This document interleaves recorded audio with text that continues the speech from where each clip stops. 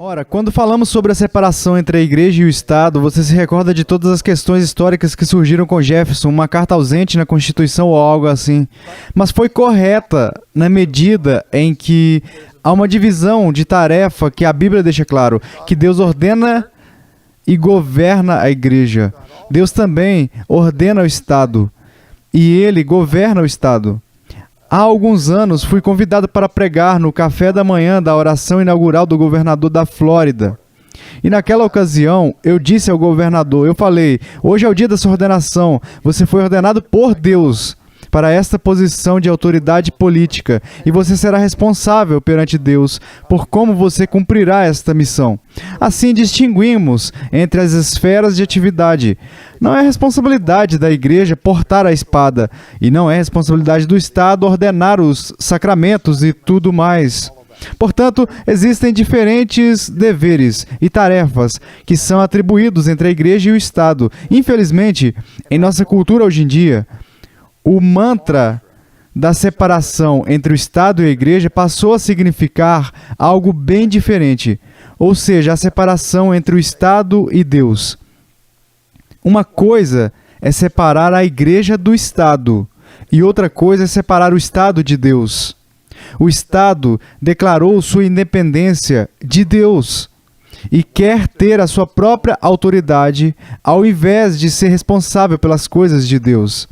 Agora, você pega uma questão como o aborto e a igreja se manifesta contra isso. E muitas pessoas dão o grito dizendo que isso é uma violação da igreja e do Estado e assim por diante, e que é uma intrusão injusta da igreja na esfera política.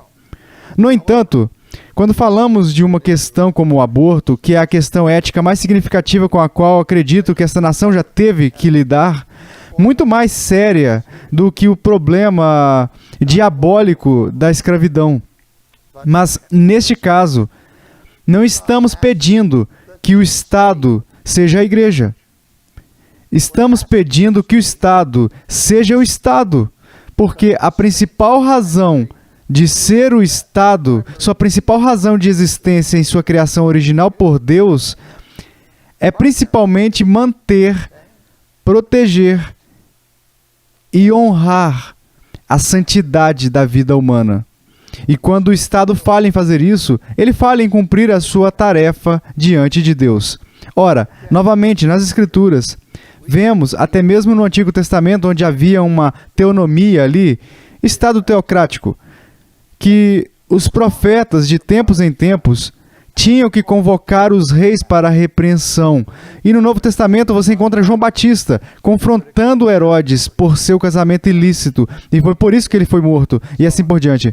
Assim a igreja, embora não deva ser o Estado, sempre tem, em minha opinião, a responsabilidade de oferecer o que chamamos de repreensão profética ao Estado, quando o Estado vai longe demais, como Oscar Cullmann indicou uma vez, se torna demoníaco, e essa voz profética é exercida do púlpito ou da praça pública?